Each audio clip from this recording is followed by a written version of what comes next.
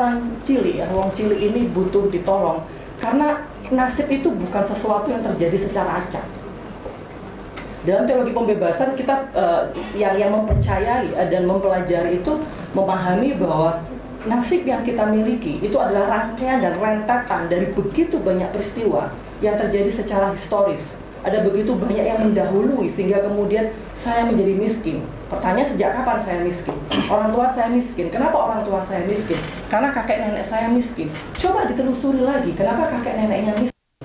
Apakah ada sistem dan struktur yang menindak kemudian kelompok masyarakat tidak bisa mentas dari kemiskinannya?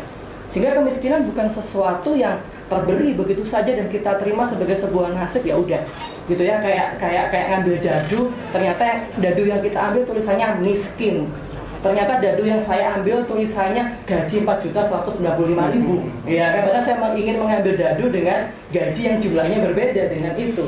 Tidak begitu, nasib saya tidak acak, tapi ada otoritas, ada struktur ya, ada semacam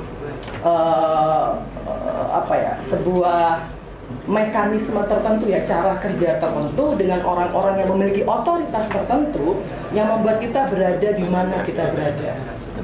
Maka orang dengan modal dan punya kapasitas yang bisa merepresentasikan nilai-nilai mesianis, begitu ya, bisa saja Mas Johan, itu menjadi tumpuan sebenarnya untuk kelompok-kelompok yang memang tidak bisa membebaskan dirinya. Maka sebagai seseorang yang mungkin ya memiliki juga kerinduan untuk membebaskan orang lain dari segala penderitaannya, pertanyaannya adalah sebebas apa kita, baik dalam pemikiran kita ya, melihat sebuah ketidakadilan. Sebebas apa kita misalkan di dalam melakukan kritik, karena ada begitu banyak orang yang mungkin terlihat bebas tetapi sebenarnya dia masih terpenjara dengan begitu banyak nilai dogma dan hal-hal lain yang tidak bisa membuat dia menjadi seorang pembebas.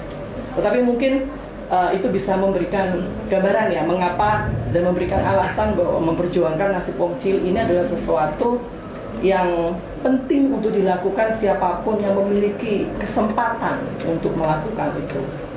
Walaupun saya malu sebagai seorang intelektual, banyak sekali kritik yang memang dialamatkan ya kepada kami, dan memang itu betul, kritik itu ada begitu banyak hal yang memalukan yang perlu untuk kami hadapi, perlu untuk kemudian kami respon, perlu untuk kami melihat diri ke dalam. Seberapa berhak sebenarnya kita menyebut diri kita sebagai seorang intelektual jika ternyata apapun yang keluar dari diri kita tidak mencerminkan intelektualitas itu. Ya, itu mungkin dari sisi saya gitu ya. Ya, terima kasih. Mungkin